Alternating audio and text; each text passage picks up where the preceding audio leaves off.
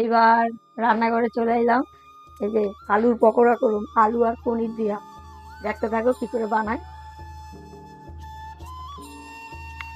এই দেখো আলুটারে গেট করে নিতেছি, পনিরও গেট করে নিমু, দানা দানা যা না থাকে, বুঝছো। আমি তো আজকে একাদশীর করতে আছি, একাদশীর জন্য তোমরা এমনি সময় বানাইতে পারো।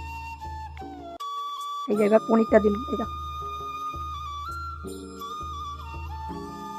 এমনি করে করবা, ভালোই লাগে, এমনি সময় খাইতে পারো।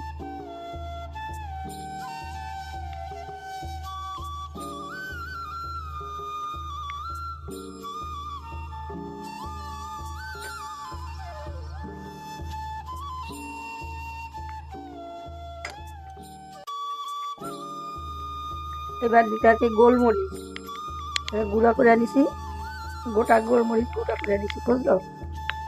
আর এর মধ্যে দিছি সন্দক লবণ। এটা দিতে আছে বাদাম গুঁড়া, বাদামটার আগে ভাইজান হয়েছিলাম, তারপরে দিলাম বাদাম গুঁড়া। এবার দিমু সটি, মানে একাদশী তো, একাদশী ভগবানের ভোগ লাগবো। এই যে সটি, এক ধরনের সটি পাওয়া যায়, একাদশীতেই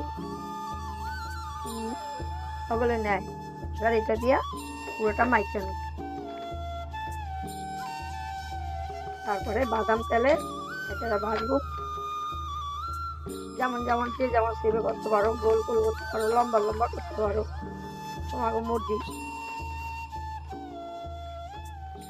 এবার মাখা হয়ে গেছে, এবার এটারে তেলে ভাজি, বাদাম তেলে, সরষের তেলে, রিফাইন তেলে কিন্তু হইব না,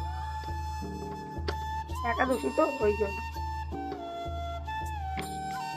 এবার কিছুক্ষণ রেস্টে রেখে দিন, তারপরে ভাজি।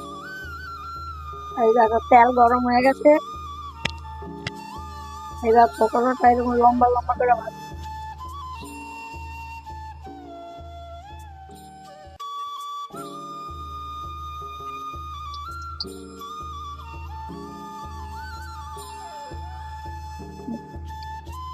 গোল গোলও কাটতে পারো।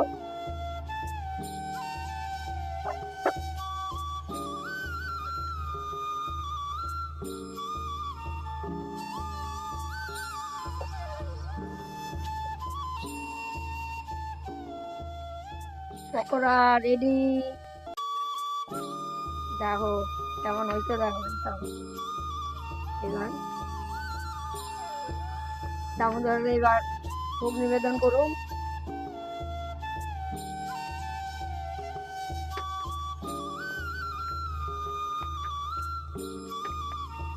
পারস রেডি করি।